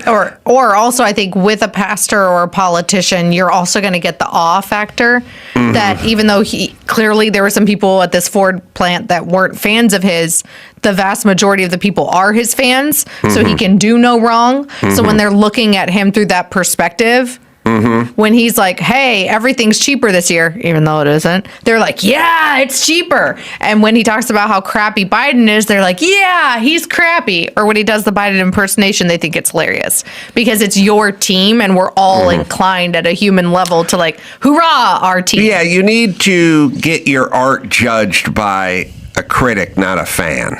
Sometimes. We have Philly DA Larry Krasner trying to get some media Heat saying F, not fun. Oh, I remember this one. Yep. Let's see what he sounds like. If any law enforcement agent, any ICE agent, is going to come to Philly to commit crimes, then you can get the F out of here. Oh, yeah. Oh, he didn't even say man. it. That's like me. So, That's the hold little on. me saying, you can get the F out of here. No, you got to say it, man. Come on. So he's saying, Man up. if you're from ICE, Yes. and you just decide to go rogue and go to Philly and commit crimes, like robbing liquor stores or something, then you can leave. He means shooting innocent people, which is the leftist narrative of what happened in Minneapolis. But also, But you should go there and then leave, or not go at all. Good question. Because he said if you're going to come here, you should leave. Yeah, if you're going to come here to commit crimes. Then you need to leave. But Ilhan Omar and AOC think that all that ICE is doing is unconstitutional and crime committing. So he's telling them not to do their jobs within the city of Philadelphia. I don't know. Well, here's the entire. I mean, let me explain something. And sorry what the chick think stuff, but we're there. We're there. I mean, women are going nuts, but the problem with women and some guys is if you let's just say you're in a relationship, you know what I mean, and somebody goes, I'm going to pull up my car. Your husband is going to pull up his car in front of the garage so he can unload groceries and bring them into the house. Well, if that's what he's doing, but you say, this guy pulls up in front of the garage, blocks me in the garage, and then just goes into the house. If that's what you're saying he's doing, then he is a bad guy. Yep. And his actions are wrong. Yeah. So Ilhan Omar and all the nutty chicks on the squad are just like, these people come into town, they don't answer to anybody, they come in unmarked vans, they start grabbing citizens and disappearing them. Yeah. And then they put them in gulag. Tim Waltz was saying the same thing. Yeah, they put them in sweatshops in Honduras. It's like, okay, well, if any of that happened ever, then that'd be bad. Yep. Except for none of that happens. But if you're working on the premise that that's what's going on, then you're married to a bad guy who blocks you in the garage.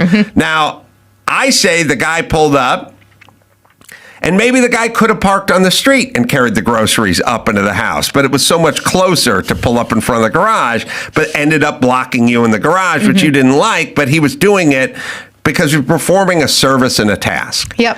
So you want to characterize it as this maniac just pulls up and blocks me in the garage, and I got to pick up the kids, and now I can't get out of the garage. Well, then that sounds like a bad guy, and it sounds like he should not do that.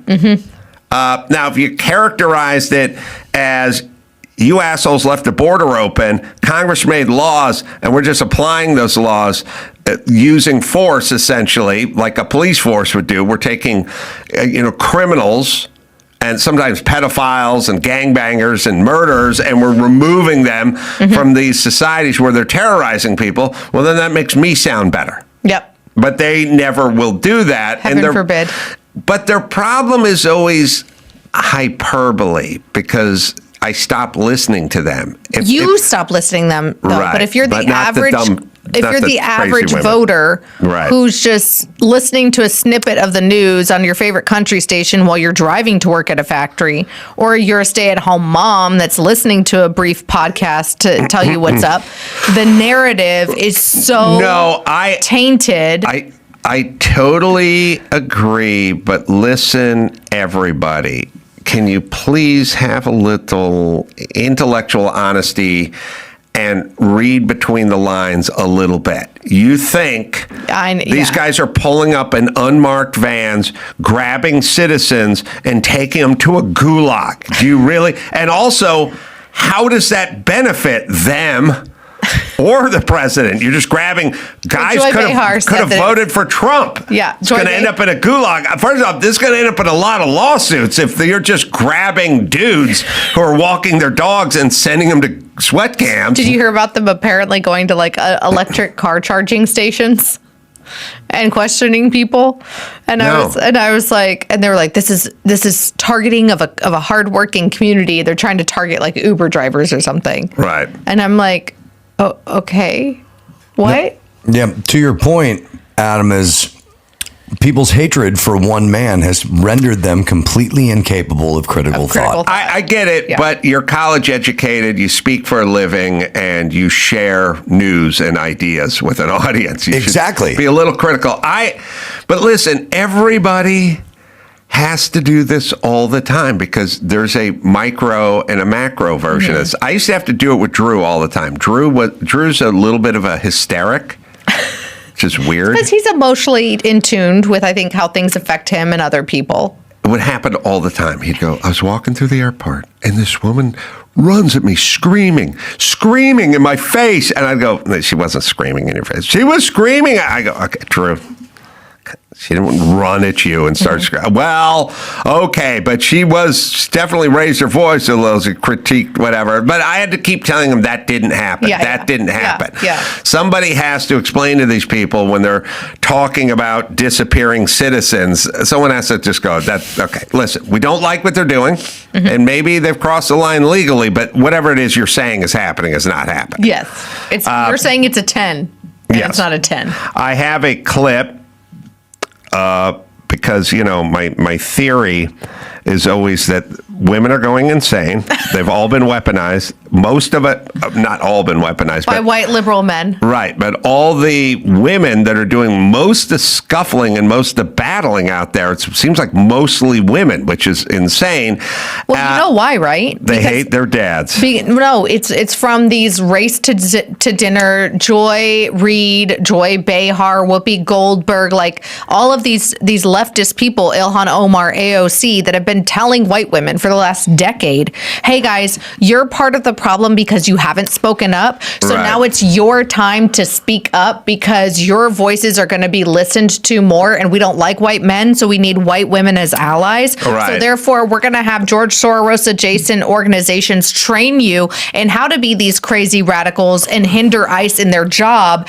And then it makes all of the white women feel guilty and shamed and embarrassed for how America is systemically horrible to people of color and immigrants and yada, yada. And then it weaponizes them to do stupid things, and it makes all women look bad. And the great thing about Joy Reid is she's such a race hustler that she's like, well, now black women can't do it because they'll just be hunted down and killed. We need white women to do it. And white women won't get shot. It's like, shot, she said. Yeah, hey, bitch. She just got shot. A white chick and her white friend. That's what a race hustler Joy Reid is. And also how she doesn't adhere to any sort of gravity or truth or any coherence of nothing. She's just 100% bullshit all the time. But if you're a millennial woman, whether you're, let's say, independent or of the left, and you are told this for 10 years by people that you deem to be the truth tellers. Yes. But also, then of course you're going to be brainwashed to do these things. It also helps to hate your dad. It helps. I'll play a clip. Oh, it all goes back to that. Everything goes back to that. No reverence for pops. Are these ladies looking for a new type of exercise? Psychiatrists are telling Primetime that these women have deep-rooted anger issues, and immigration agents are just an excuse for a punching bag. You know, one thing that hating men has trained me for is literally trained me for chasing ICE cars off of my street, 5 of them right now, following them down the neighborhood, honking, blowing whistles, telling them to off. All that rage that I have felt towards men is coming out. I have been trained for this moment. She has. She hates her dad. The rage that I have felt. She hates her daddy. That a lot of this, by the way, a lot of broken families, a lot of dads abandoning, lots of hatred for dad, lots of daddy issues. Critical thought would say, let's arrest the people who are raping and killing women. They're Yeah. worse than the ICE officers. But also, there's another thing that I keep getting back to, which is life used to be very tactile and practical. was very much get up when the sun comes up, go milk the cow with the thing, go harvest the eggs. You know what I mean? Like, it was like, you didn't do it right, you'd freeze. Yeah. And you wouldn't have food for the winter and there stuff was like that. Cohesion because everybody relied on each other. Like Pa Wilder was out hunting and in the fields, and Ma Wilder was at home keeping the fire stoked and baking all the pies. And Gene Wilder was acting like some kind of homo. Do you not get the Little House on the Prairie reference? Homeschooled. I was. Nobody got the Little House on the Prairie. I was talking about the guy who ended up in Charlie and the Chocolate Factory. The only version I will watch. The only Willy Wonka that's good. Listen, I was the guy who made a Little House on the Prairie reference when we're doing, oh God, you can find it. I was doing a thing with Barry Weiss in Austin, and I made the Little House on the Prairie reference, and I watched the shit out of that show. But my point is everyone had a job, everyone was engaged, but there was a practicality that is baked in with a way of living, and so all the guys I know who build for a living have a kind of a logic, because your thoughts and your feelings don't really factor into structure and engineering. It's like you can hope and think and whatever, you can talk. First off, you can talk all you want. It's never going to get built. Yep. So there's an action part of it. Secondly, you can want it to look that way, and it's not going to happen. Yeah. There's a real sort of mechanically brass tacks of when you work in a mill and you work around blades and blah blah blah. So there's it's all baked in, and women had their version of that. I mean, they may have not been going to the mill, but they're baking and slaughtering, plucking chickens and wringing their necks and making stew and stuff like that. There's a real order and a mechanical sort of thing. And so people understood gravity and practicality, and you wouldn't stand in front of a wagon screaming. The wagon's going to run you over, but you would know that if you were Little House on the Prairie. Yep. And you're saying life has gotten too easy for these. It got weird, and it got too digital, and sort of gravity. There's no gravity anymore. Can we also talk about how the algorithm is feeding this, though? Because there's that too, like voices like yours or Barry Weiss or Ben Shapiro or Fox, like they can't break through all the time to these people because of the algorithm is like feeding that lady more male hate, more ICE hate, more Trump hate. Yeah, but here's what I would argue. If you come from the farm, you're much less susceptible to impractical thoughts. You're going to filter things a little better. You go, well, that doesn't make sense. That doesn't hold up. Yeah. Sorry, me talking about Little House on the Prairie. Sorry. And we took, in the last 10 minutes, everyone, and we put them in a cubicle, and we fired air conditioning at them, and we told them to do data entry on a computer, and we started eating our own brains. I mean, they have studies that say, all the kids on Prozac and all the meds and stuff, hiking and classical music work better than all the serotonin reuptake inhibitors you can ingest. So we're having...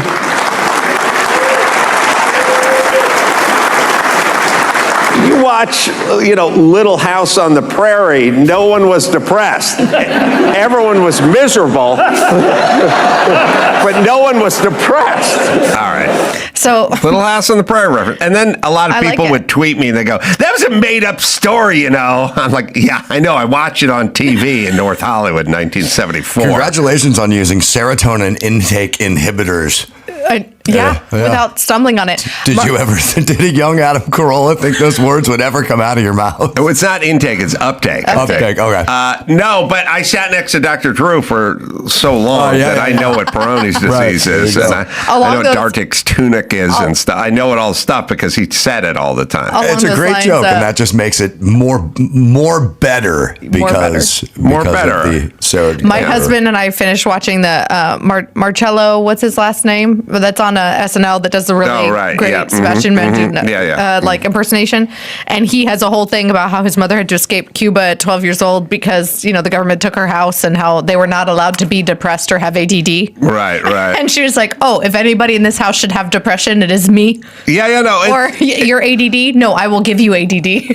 That'll work. So funny. All right, one more with the RFK story. Do you have this that? one's great. And I'm going to hop on that plane and try to join you at the Kennedy Center because I want to meet him and see this happen. I want to see the Carolla Kennedy collab. Well, and I want to see what he says about your eating habits. We're just going to play this clip. This clip is gold. Get ready. Who has the most unhinged eating habits? The president. The interesting thing about the president is that he eats really bad food, which is McDonald's, and then, candy and Diet Coke. But he drinks the Diet Coke all times. He has the constitution of a deity. I don't know how he's alive, but he is. And he's at Mar-a-Lago. He says that the only time that he eats the junk food is when he's on the road, and he wants to eat food from big corporations because he trusts it. He doesn't want to get sick when he's on the road. But when he's at Mar-a-Lago or at the White House, he's eating really good food. So I think you get this, if you travel with him, you get this idea that he's just pumping himself full of poison all day long, and you don't know how he's walking around, much less being the most energetic person, any of us have ever met. Well, a bunch of stuff. Kennedy is not going to be joining me in D.C. His people reached out, said he wanted to be a part of it, and then said now there's something came up with the schedule and whatever. I know, but we'll talk. Do you need me to stand in? We'll get him on. He's a very honest guy, and he's not a politician, so he doesn't do the bullshit politician spin on everything. He does the honest answer on everything. That's how he really feels about Trump's diet. But also, look, if you have a motor, everyone always talks, people all the time, they go, I had red meat, and then I got really tired after I ate the red meat. If you have a motor, what Trump does is Trump wants to get stuff done all the time in a hurry, and that gets him up, and it keeps him up, and it moves him. I remember one time I was doing a big remod, and I was so into it and so hands-on and so motivated that I just sprung out of bed, literally every morning early. Now, I like to sleep in and I like to relax like everyone else, but I had something to do that was motivating me. And the same thing as other people who have nothing to motivate them, they're tired all the time. So it's not just about sort of blood sugar or eating fast food. It's more about your brain. Are you whipped? He's just geared different. Are you geared and are you motivated?